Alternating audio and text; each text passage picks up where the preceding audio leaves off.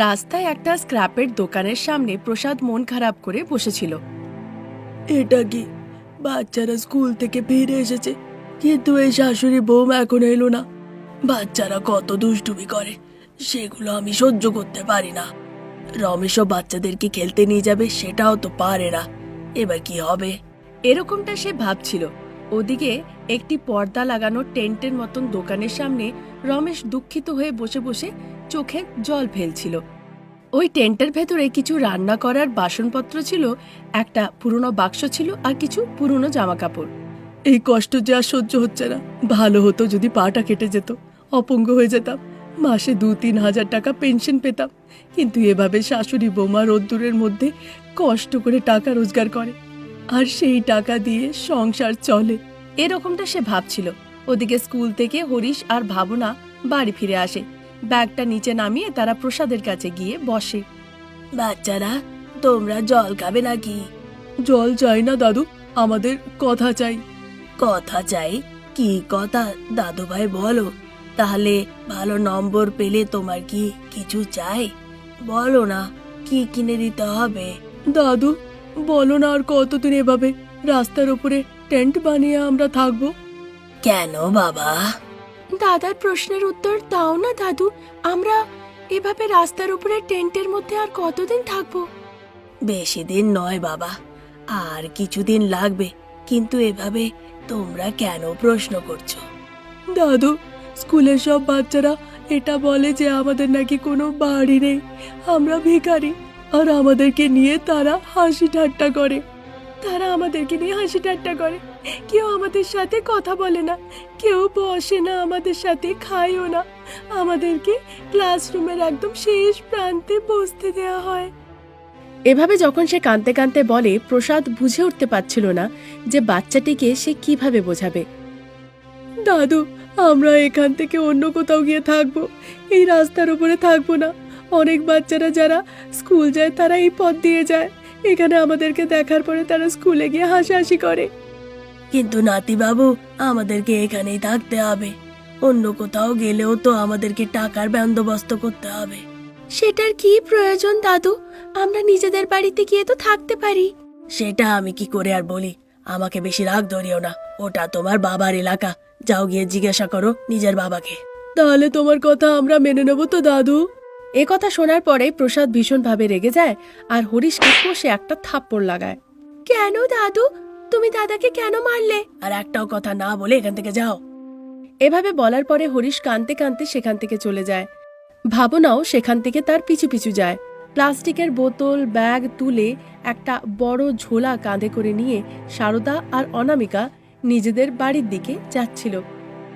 মা, আমরা যেরকমটা ভেবেছিলাম প্লাস্টিকের বোতল দিয়ে বাড়ি বানাবো, তার জন্য তো সব বোতলগুলোকে এক জায়গায় জড়ো করতে হবে।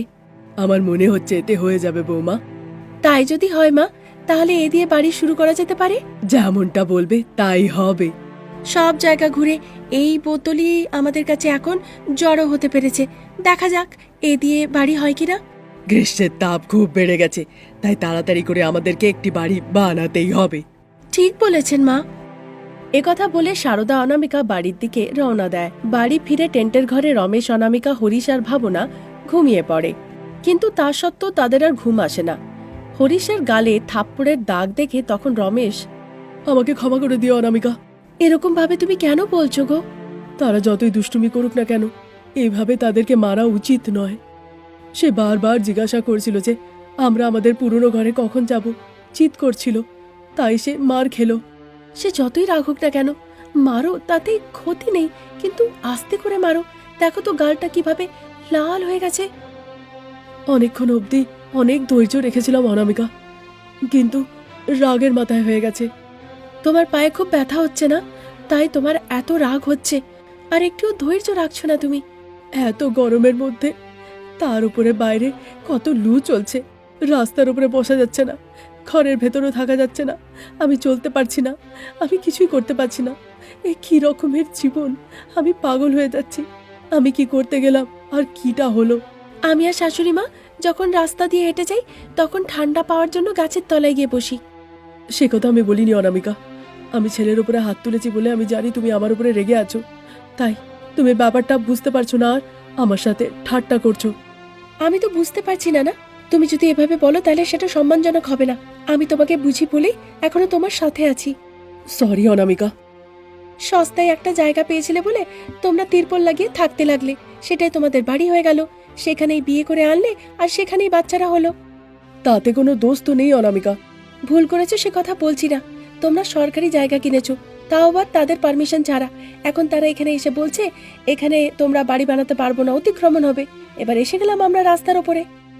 অনামিকার এভাবে বলাতে রমেশ আর কোনো উত্তর দিতে পারে না। আমরা যখন বাড়িতে থাকছিলাম তুমি একটা জমি তুলে আনলে, ভালোই করেছো এনে। এরপর যখন টাকা হবে তখন বাড়ি বানাবো। এভাবে বলে সে রমেশের দিকে চায়। রমেশ ঘুমিয়ে পড়ে। তারপর সে নিজের চোখটা চুপচাপ বন্ধ করে নেয়। সেদিন রবিবার ছিল। হরিশ আর ভাবনা ঘুম থেকে দেরি করে ওঠে। তারা একটি কাঠের বাক্সর কাছে আসে যেটি উনুনের কাছে রাখা ছিল, আর সেখানেই মা রান্না করছিল। বাচ্চারা ওই রাস্তার কলের কাছে চলে যাও, সেখানে বাবা আর দাদু স্নান করছেন, তোমরাও গিয়ে সেখানে স্নান করে নাও। আচ্ছা বেশ মা। আর শোনো, ঝগড়া করবে না, একজন দাদুর কাছে একজন বাবার কাছে গিয়ে স্নান করে নাও গে, তাহলে ঝগড়া হবে না। এই বলে বাচ্চারা সেখান থেকে চলে যায়। তারপর সারদা জলের একটি পাত্র নিয়ে সেখানে আসে। সেটা উনুনের কাছে রেখে সেখানেই একটি পাথরের উপরে সে গিয়ে বসে পড়ে। বৌমা, হরিশ রাত্রেবেলায় ভালো করে ঘুমিয়েছিল? অনেকক্ষণ কান্নাকাটি করার পর তারপর ঘুমিয়েছে। কিন্তু কেন মা?